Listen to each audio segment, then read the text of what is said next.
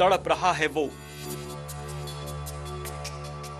छटपटा रहा है वो, मांग रहा है वो रहम की भीख, मांग रहा है वो अपनी सांसें, अपनी खूबसूरती जो होती जा रही है बदरंग, जो होती जा रही है खराब। बे ऑफ बंगाल के ठीक किनारे मौजूद है विशाखापट्टनम। विशाखापट्टनम में आर के बीच यहाँ की सबसे बड़ी खासियत मानी जाती है, लेकिन इस खासियत में भी लगने लगा है दाग, और ये हो रहा है मानवों की वजह से। इंसानी बस्ती समुद्र के बिल्कुल किनारे तक पहुंच गई है और इस वजह से इस समुद्री तट के किनारे गंदगी का अंबार मौजूद है। इसलिए आज हम आपको दिखाएंगे इस समुद्र की खूबसूरती नहीं, बल्कि इस पर लगने वाले वो दाग जो इसकी खूबसूरती को धीरे धीरे निगल रहे हैं। जी हाँ, विशाखापट्टनम की पहचान, उसकी शान आर के बीच बदहाल होता जा रहा है। जिस बीच की खूबसूरती कभी लोगों को अपना दीवाना बनाती थी,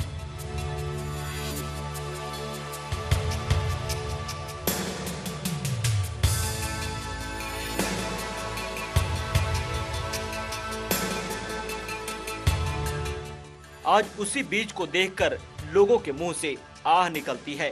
क्या ये वही आर के बीच है जहां वे अपनी हसीन शाम गुजारा करते थे? क्या ये वही आर के बीच है जिसके किनारे बैठकर वो ठंडी हवाओं का मजा लिया करते थे?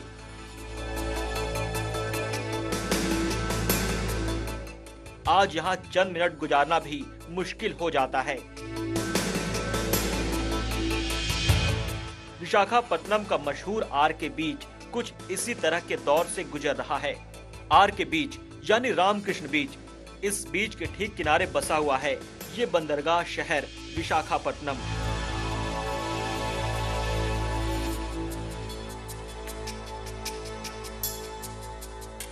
लेकिन कुछ साल पहले तक शहर तट से काफी दूर हुआ करता था, लेकिन हाल के वर्षों में लगातार विकसित होते जा रहे शहर का असर आर के बीच पर साफ साफ दिखने लगा है।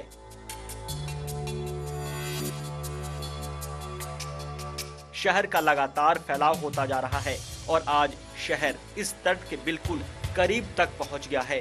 आज शहर की आखिरी सीमा और तट के बीच बस एक रोड का फासला रह गया है। रोड के इस तरफ शहर है और उस तरफ समुद्र, और इसी वजह से खराब हो रही है तट की सुंदरता। इसी वजह से बर्बाद हो रही है तट की खूबसूरती। आज तट पर चारों तरफ गंदगी ही गंदगी नजर आती है। हर तरफ कूड़ों का अंबार लगा हुआ है।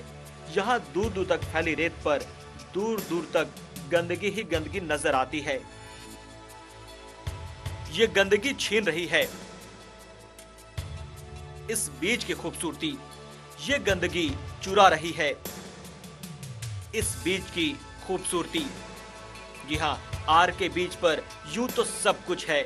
सामने नीली जलराशि वाला समुद्र हिलोरे मार रहा होता है।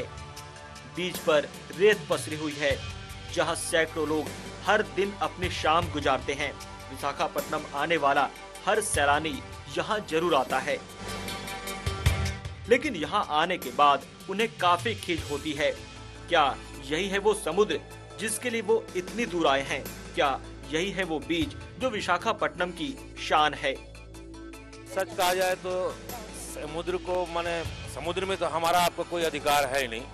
प्रकृति का ये है, तो हम लोग रांची से देखने आए हैं। ये रांची से देखने आए, खाली इसी को पार्टिकुलर केवल सामने हम लोग का है। कलकत्ता में तो हुगली है। ये समुद्र, माने डायरेक्ट समुद्र से मुलाकात होती है, क्योंकि अफोर्ड करने का आता है वो दूसरा जगह जाने का। मगर लगा कि यहाँ पर खास करके यहाँ माने ये पार्टिकुलर जगह आर के बीच जो अवस्थित है यहाँ विशाखापट्टनम में, यहाँ के लोगों में माने एक फीलिंग, माने कोऑपरेटिव फीलिंग नहीं है। इसमें दो राय नहीं है। समुद्र तो खैर अपना वो प्रकृति का साथ खिलवाड़ कीजिएगा तो धोखा खाइएगा, क्योंकि ये बीच दूसरे समुद्री तटों से बिल्कुल जुदा लगता है। ये तट खूबसूरत तो है, लेकिन इस पर लगता जा रहा है ग्रहण। जिस प्राकृतिक खूबसूरती की खोज में लोग यहाँ आते हैं वो यहाँ से नदारद हो चुका है। वो खूबसूरती गायब होती जा रही है और इसकी वजह बन रही है गंदगी। गंदगी इसका आकर्षण चुराते जा रही है। यहाँ आने वाला हर सैलानी इस बात से सहमत नजर आता है।